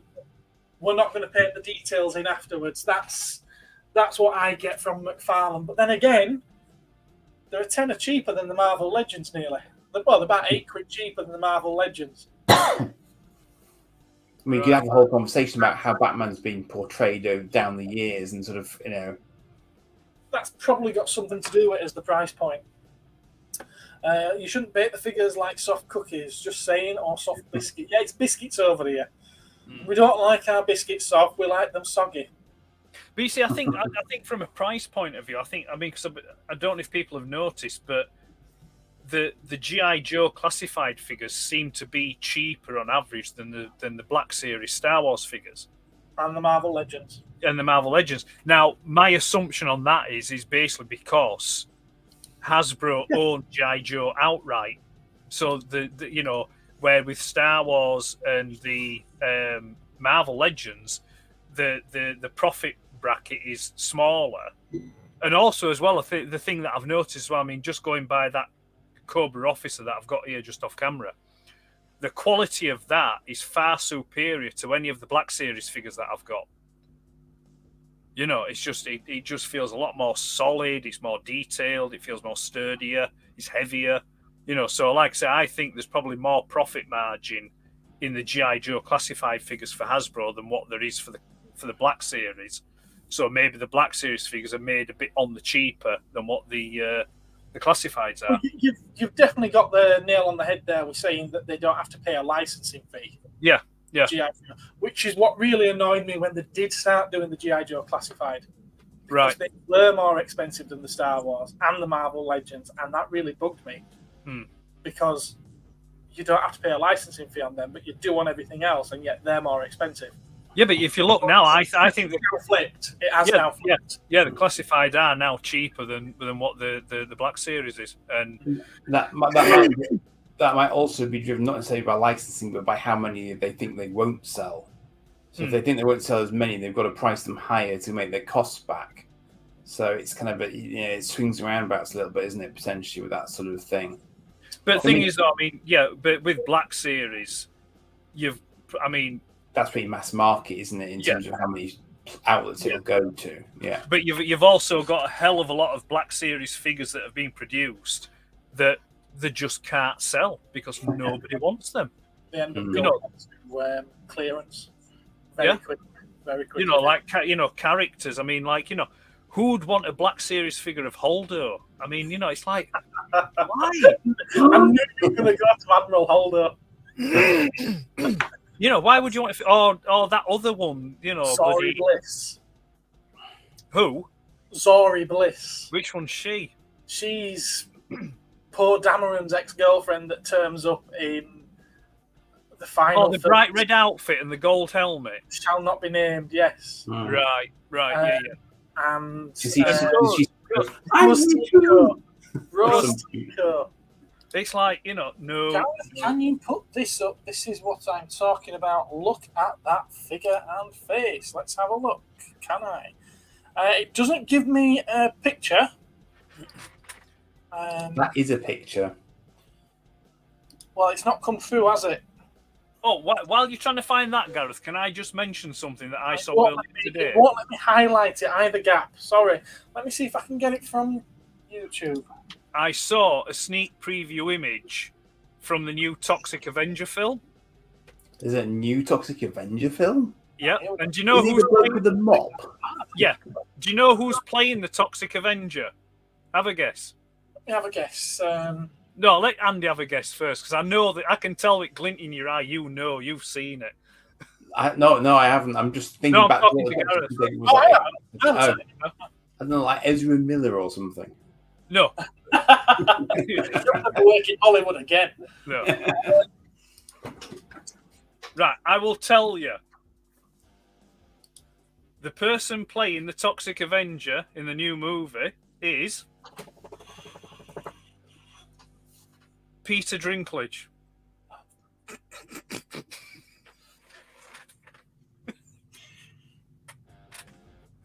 Yeah. You know what this is, don't you? This is revenge for Disney not letting him be a dwarf. So the new Snow White film, we have no dwarfs. We turn vertically challenged, thank you. It's the fact that Peter Dinklage is going to be picking people up and throwing them through walls. But apparently, I've heard that Tattoo from Fantasy Island is going to be playing the main villain. I don't know what that is.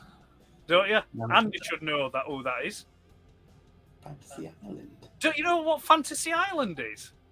No, don't think Good so. grief. It was an American TV show that was brought over here, and it had Ricardo Montalban and an actor called Tattoo. No. He was quite No, he is. and every week people would go to the island and have adventures on the island. Oh, right, okay. It was called Fantasy Island. It was a great show with that, Fantasy Island. Because Tattoo would always go, "De plane, boss, de plane," like that as the... Oh, was Tattoo a little dinky bird, like a black it's Bond who villain? played. It's him who played. Is it Nick Nack in Man with the Golden Gun? Yeah. Oh, right, him. Yeah. Yes. Got you. That's the one. Okay. Okay. So yeah, that I just found that quite funny today when I saw that. I mean, don't get me wrong, he's a great actress, Peter Dinklage. I mean, Oh, yeah, I can't knock him, but Without a shadow of a doubt. it's just like, Do you know what I saw him in the other day? And God, I won't remember what it was, but I think it was... Elf. No, it was like an Amazon Prime post-apocalyptic kind of thing. He was like keeping a town running or something, and he sort of catalogued everything, and he sort of I forget buried all the bodies, and he was sort of- burying all the bodies, wasn't he? And he Yeah. was the girl who survived as well. Yes. It's the name. The film is the name of a song, or it's a line from a song. Right.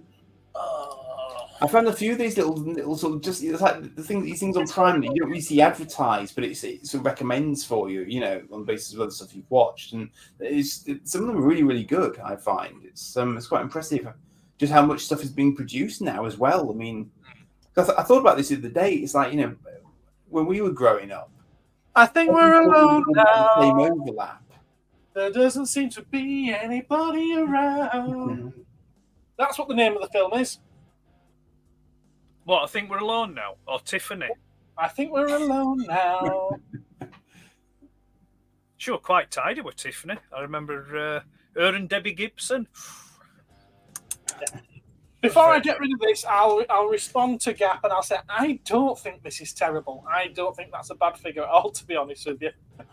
For the price point that these come out at, I think that's perfectly acceptable. Why has he got Ghost Rider's jacket? It's that version of Superboy. Superboy was a bit edgy, wasn't he? I think at Was the it? point. Superboy doesn't look masculine like he should. I didn't think Superboy ever looked masculine. Now let's just talk. Let's talk for a moment about this chest getup. Is this a current thing? Because I've noticed that some of these figures have sort of upper torsos that kind of overlap their lower torsos. Is that to give them more articulation? Yeah. Ab crunch. It's the ab crunch articulation. Right articulation. I would say that it possibly looks older than he should do, but that's pushing. He looks like he's some sort of 80s pop star. It looks like bloody Caitlyn Jenner. Or is it Bruce Jenner? Oh, no, I don't know. Right, I'm going to bring up Discount Superboy. And in the new Superman movie coming out, we have Discount Superman, a Henry Cavill knockoff. Well, it is what it is. I'm not getting onto that. I'm going to wait and see. I didn't think Guardians of the Galaxy was going to be any good, and he proved me wrong with that. So yeah, I might have managed to catch up with that. I've always quite liked the Guardians films because they're set off Earth. They just have that bit more scope. I'm not on board with a lot of the decisions that James Gunn seems to have made, and Peter Safran seems to have made with the DC thing moving forward. But you mean the selective? Things that they're cancelling and keeping up. Like we're getting rid of this, that, and the other, but we're going to keep this and that. Yeah. It's like, well, how does that work? Oh, that's because your brother and your wife are involved in it. That's why. Yeah, I've got to say I disapprove of it, but at the end of the day, going from his past experience, he's got a lot of talent. He does know what he's doing, and I'm willing to wait and see the results before I complain about it. And I probably will complain about it. Didn't he even get cancelled at one point? It's what? Didn't he even get cancelled at one point? They had to fight quite hard to keep him on Guardians 3. Well, this is why he's ended up at DC. But yeah, that's the film you're talking about. Yes. Right. And I do highly recommend it. I saw it on Netflix. I know you said you saw it on Amazon Prime. It's probably moved over there now. But yeah, it could have been either. I mean, yeah. Gareth, please hold. I have James Gunn on the line for you. Put him on. Let's get him on the live stream. That'd be fantastic. We suddenly see it go up from 11 to 65,000. Yeah, but would you want that? You wouldn't have a good... just to provide links to the website. Yeah, you wouldn't have a good class of viewer then. We've got a nice small, good class of viewer at the moment. Well, I agree with the small. I'm joking, guys. I'm joking. You're all amazing. Absolutely. And sorry, Benjamin, I missed one of your comments earlier. We were talking about Zori Bliss at the time. Yeah, nice. He mentioned Daft Punk there. Was it a few weeks ago we had this conversation? What's just happened there? Is that Thunder? No, that was Andy. That was my fan. I just tried my fangs. I'm very, very warm. That's all. So. See, I just thought that you'd missed your tea and you was really hungry and that was your stomach rumbling. No, wouldn't do that. Yeah, I think it was the fortnight ago when we were doing the San Diego Comic Con thing, and there were the sports figures. Where it's like the sport, figures of sport and things like that. That's not my thing, but I don't know who did them. I think it might be the same people that did the pink skulls. There was a set of Daft Punk figures, right? And I think it's a few years ago now. I mean, they're like hen's teeth now, and they are expensive when they do come up. But when I saw them, I thought I'd have those. Yeah, I do like Daft Punk myself, but that's something I'd have, but not like I said, the sports thing. They're 1/6 scale figures, right? So hot toy size, and yeah. One of my suppliers did have them in stock, but they were in the hundreds. Right. Plus that. Yeah. And there were a couple of times I almost pulled the plug on it. But I was like, no. Am I still going to like Daft Punk in 5, 10, 15 years' time? And it's like, yes, you idiot. Buy them. It's too late now. Too late.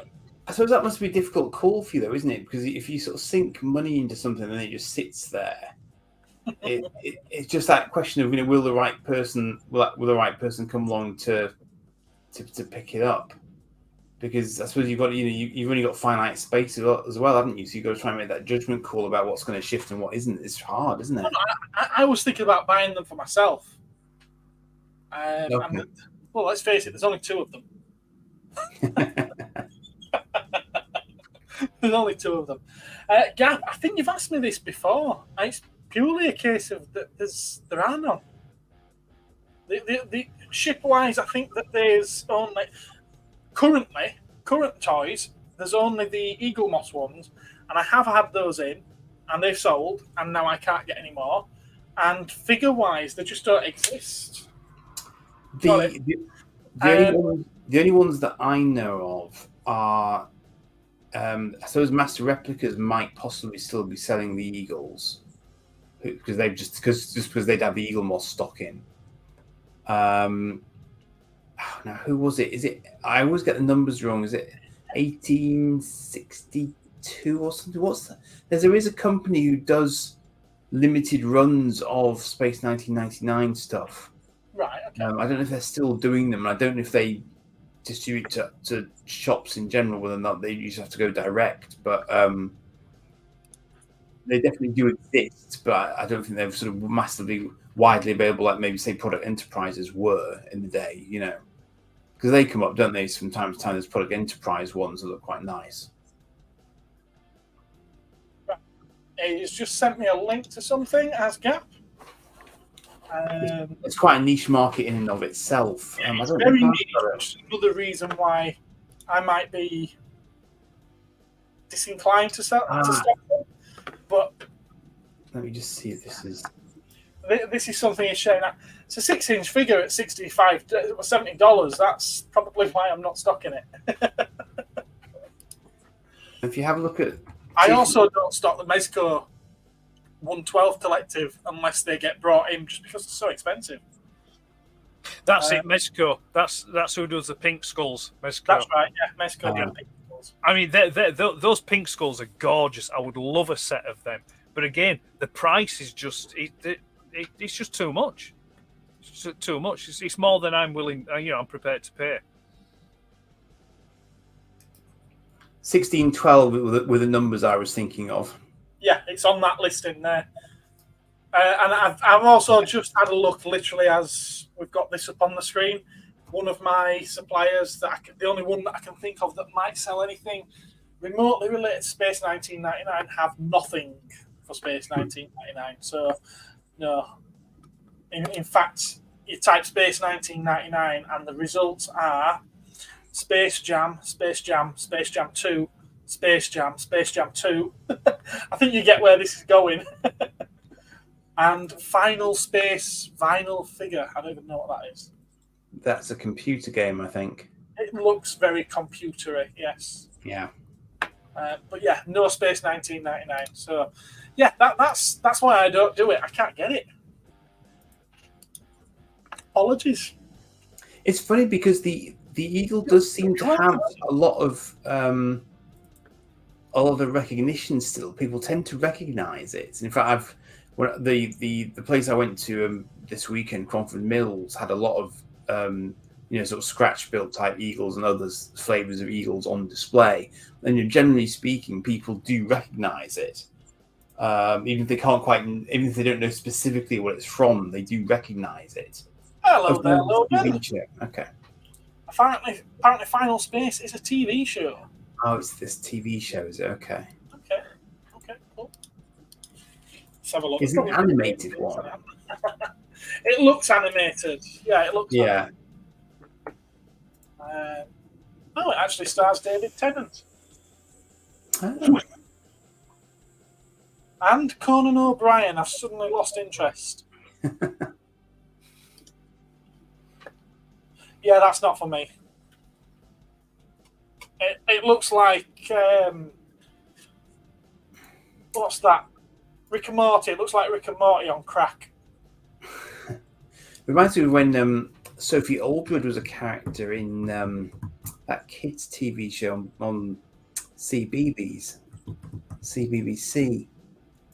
What was it called?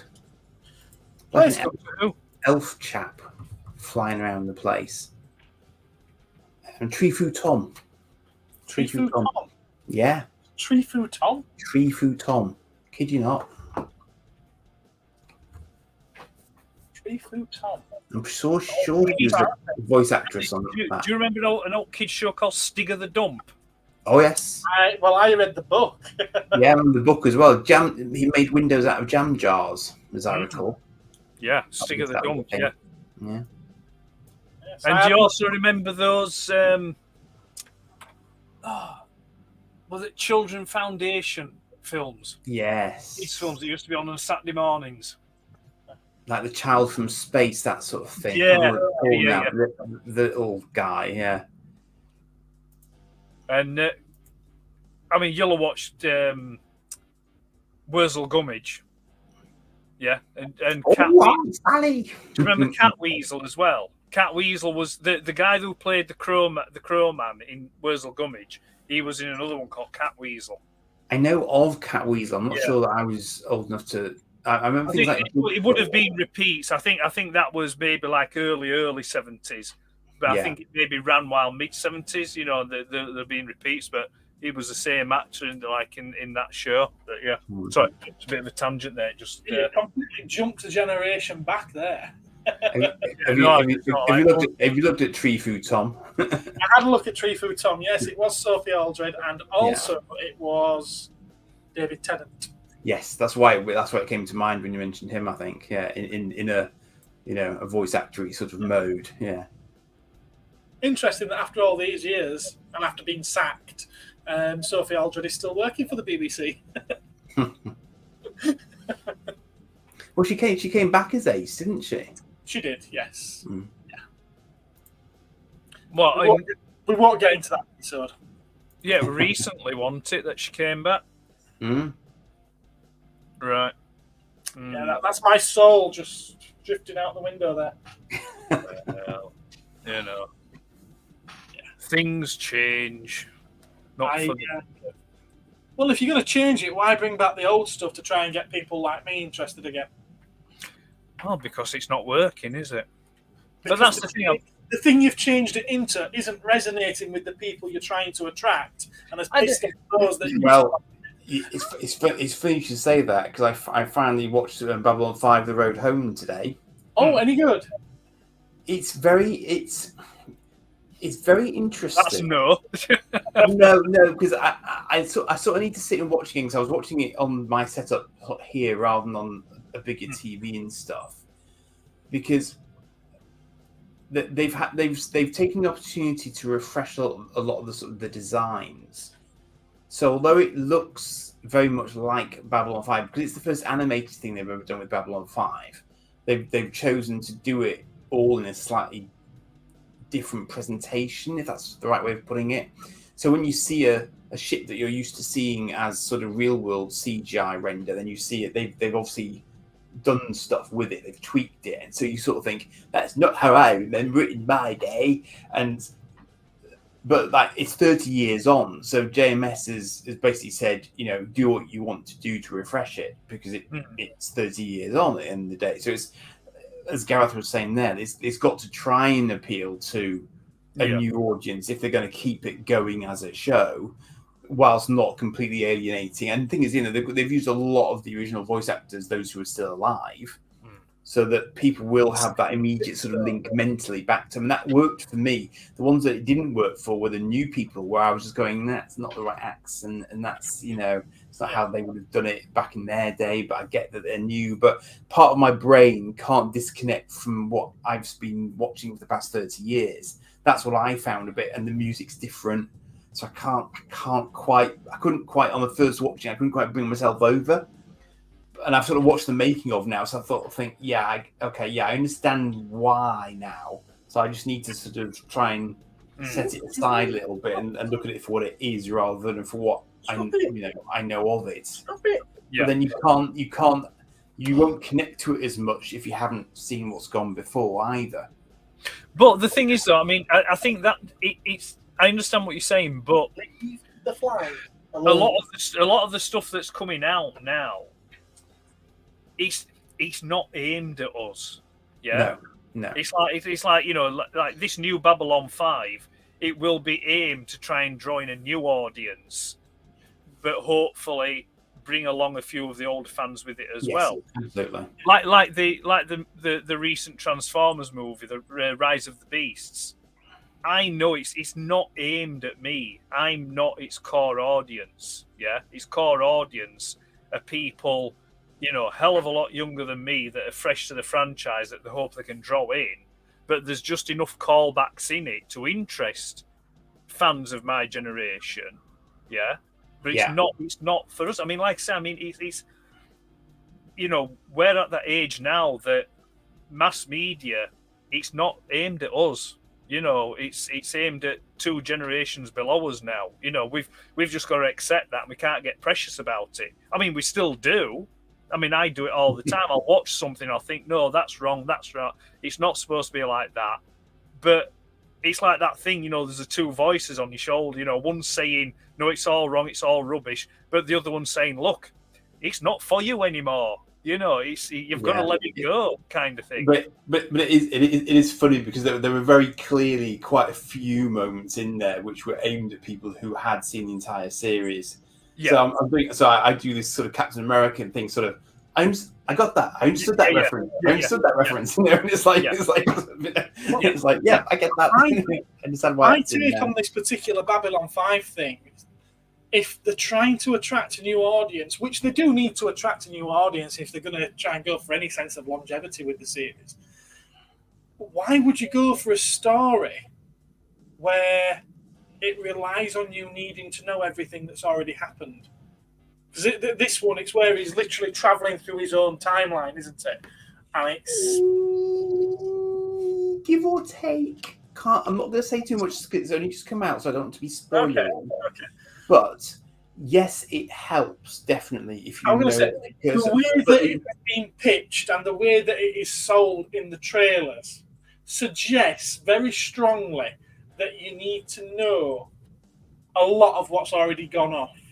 Otherwise, you're not going to get what the hell it's about. The film surprised me because the film does actually include a little bit of a sort of recap on how we got to this particular point. It's set at the end of. It is towards the end of season 5, actually. So you would have had to have watched most of Babylon 5 to actually be at the sort of the natural jumping off point for the film. But yes, you're right. It then goes off in different directions which don't follow the original series. So it's not dependent on it. It's nice if you have, because there are callbacks, definitely. There's definitely lots of callbacks. It's, to my mind, it's like a Babylon 5 What If episode, only stretched to 1 hour and 20. What if this happened? What if this didn't happen? All that sort of stuff. So it's that kind of idea, Tell me one thing. Okay. Does Hercules pop up holding a vial, screaming, "I've got it"? Not that I recall. No. You don't know? Hercules. Kevin Sorby? Is it Kevin Sorby? Kevin Sorbo? Sorbo. Yeah. Kevin Sorbo, yeah. Yeah, well, as far as we know, they're still out there looking for a cure for the people on Earth. So does he turn up at the end just going, "I've got it"? Are you thinking of Gary Cole? Yeah, but he's thinking of Gary Cole. They do look quite similar, does Gary Cole and Kevin Sorbo. Is it Gary Cole? Yes, it is Gary Cole, isn't it? Sorry, no, Gary not Cole, Kevin Cole. Sorbo. Well, that joke's completely gone, hasn't it? It's gone west. Yeah, you're watching it at the moment. Yeah, I know you are. Yeah, but you've already seen it, haven't you? Yes. Yeah, you've already seen it, so I'm not spoiling anything. Obviously, the whole point is that they go out looking for a cure, and as of yet, 20 years later, they still haven't found that bloody cure. So everyone on Earth's dead. So all I'm asking is, does he turn up at the end then? Gary Cole, no. Kevin Sorbo. Does he turn up just going, "I've got it"? No. That's all we need. But there are some really genuinely sort of funny kind of real world references in there. It was Andromeda that he was in. Yes, he was in Andromeda, correct. Andromeda, not Crusade. He was saving a different universe rather than that Babylon 5 universe. Yes. Yes. But yes, it was a spacey, wacy, timey-wimey, wibbly-wobbly sort of series as well. Yes. I watched those 2 series one after another. Oh. That's why I made that. Yeah. And that's another one I've not seen. That's okay. I haven't seen Andromeda either. At best.